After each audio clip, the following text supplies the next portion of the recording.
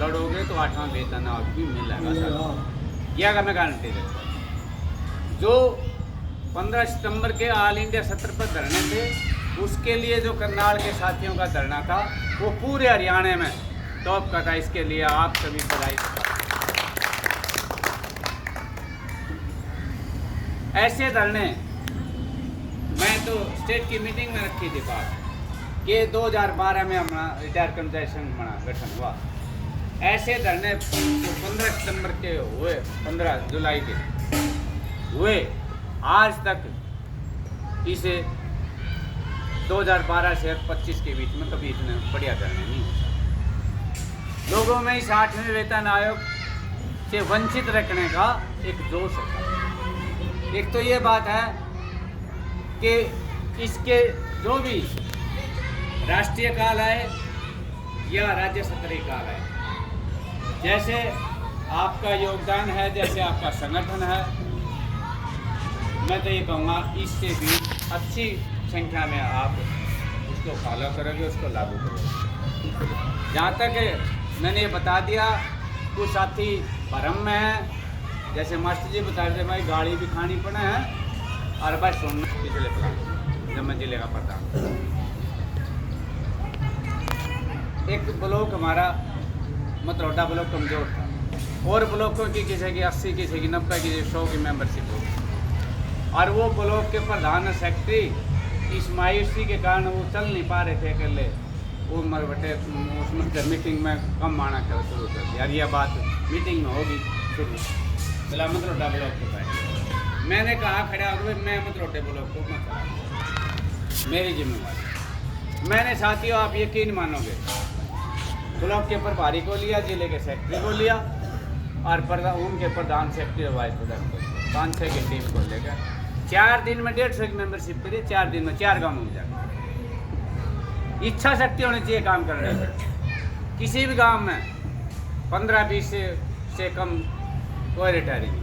और यकीन मानोगे कि जो आदमी विरोधी हुआ करते, कोई बिजली बोर्ड की 2 यूनिट थी, कोई महासंघ का था, मैं नहीं कहता सिंगल किसी आदमी का विरोध करने का नहीं। आज जब आदमियों की संख्या देखते हैं ना और उनको हम बताने में सक्षम हो कि ये मांग मुद्दे हैं। और अब तो साथियों जो 8वें वेतन है की तो बता दी, लड़ाई हमारी पेंशन बचाने की है साथियों को मांग जाओ। और ये मास्टर जी बता रहे थे ना, शायद मास्टर जी बता रहे थे, जिस दिन पेंशन खुश की ना, बच्चे तो कोई रोकते हैं, डॉक्टर या पंडित को हाथ दिखा लो ना और डॉक्टर ने कहते महीने का तो मर जाएगा, या पंडित रेखा देख ले तो महीने से पहले सतनाम है, उड़ी पाओगे। समाज का कल्चर, समाज का सिस्टम ऐसा खराब हो गया। जिस दिन आपको ये हो गया कि पेंशन बंद हो जाएगी, मैं तो कहता हूँ 70% आदमी, 70% हम तो पहले नहीं इतने भिखारी हो जाएंगे तो नहीं पाओगे। चलो मैं तो साथी सीनियर वाइस हैं, मैं देख रहा, मैंने आपसे ही ध्यान करा, देखो परेशान है। हाँ, और जब भी आए यमुनानगर तो आए हैं रे, हमारे सोरेन साहब घुटने का ऑपरेशन करवा रहे हैं। नवा छोरा है जी, कुछ नहीं होता।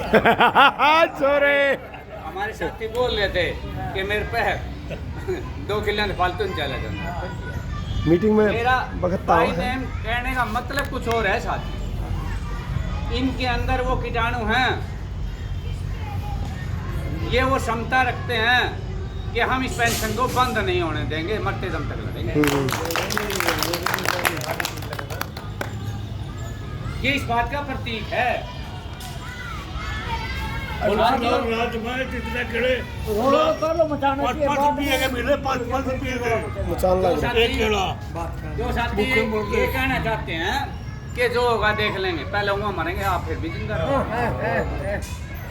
क्योंकि आप में लड़ने की क्षमता है तो आप में जीने की क्षमता भी है, आप में कष्ट सहने की क्षमता भी है। जो आदमी जो कहे कि हमने मिलेगी, हमने मिलेगी, हम ना हो, मैं सच्चाई कहता हूँ, वो पहले मरेंगे।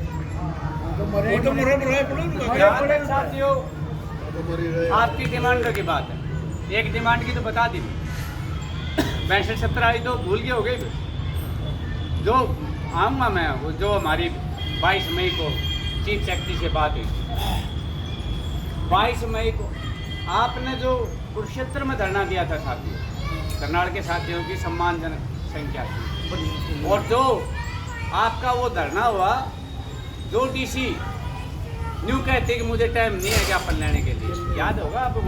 11 मार्च 11 मार्च को एक बार घोषणा की थी कि आपको टाइम नहीं, हमारे पास टाइम है, अगर आधे घंटे के अंदर नहीं आए तो हम इस सेक्रेटरिएट का करेंगे।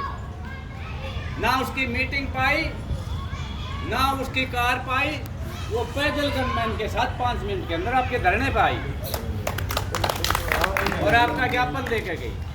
और उस ज्ञापन का आपके धरने का प्रभाव जो 12-13 साल से आप जूझ रहे थे अपनी मांगों को लेकर, इस सरकार ने आज तक कोई चिट्ठी निकालने या कोई मीटिंग करने का प्रयास नहीं किया था। रिटायर्ड कर्मचारियों के मान सम्मान को ठेस पहुंचाने का काम किया था, लेकिन उस धरने के दबाव में 22 मई की मीटिंग आपके चीफ सेक्रेटरी ने, जिसमें 5 IAS के साथ शेड्यूल मीटिंग दी और 5 हम राज्य के पदाधिकारी,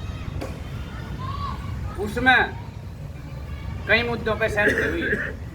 अब 65-70 की तो बता दी मैंने, जिसकी उन्होंने कहा कि ये जो है ना हम प्रोसेस करेंगे।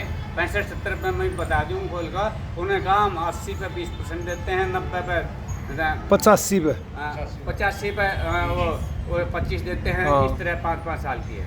और जो मास्टर जी पूछ रहे थे 85 साल पूरे होने के बाद देंगे आप। पूरे होने के बाद उन्होंने वो जो मेरे पास मिनट्स हैं मैंने हाँ, भेज दिए हाँ, प्रधान जी हाँ, को, हाँ। तो उसमें ये कहा कि हमारा जो है ना ये वो शेड्यूल है, बाकी प्रोसेस करेंगे। FD को लिखा है, FD को लिखा है। उसके बाद साथियों दूसरी थी कैशलेस की। कैशलेस में कुछ नहीं करता है, ये सोरेन साहब दिखा रहे ना, ये तो डुप्लीकेट हो गया, पुराना हो गया। अब वो आयुष्मान में जोड़ दिया। अब हमारी मांग क्या है कि 1000 के 3000 तो क्या वो मेडिकल भत्ता और कैशलेस बीमारी पर आपका जो आयुष्मान में जोड़े हो, उसका मतलब क्या है? आयुष्मान में कई बीमारी तो आती नहीं, आंखों का ऑपरेशन नहीं आता, आपका गुर्दों का नहीं आता, आपका और ये 3-4 ऑपरेशन नहीं आते। इसके अलावा कोई भी बीमारी आपको आ गई तो बीमारी ढूंढने से पहले टेस्टिंग होते हैं ना, उस सारे टेस्टों के पैसे आपने देने। और अब सरकार ने पहले कराया है कि जो ट्रेजरी से लेते हैं पेंशन और एम्प्लॉय, अगर हमने मीटिंग में, राज्य मीटिंग में भी, जिलों में भी है, हमने तो अपनी तरफ से ये कहा भाई कोई बनवाना चाह बनवा ले, लेकिन हम इसको रिकमेंड नहीं करते। हमने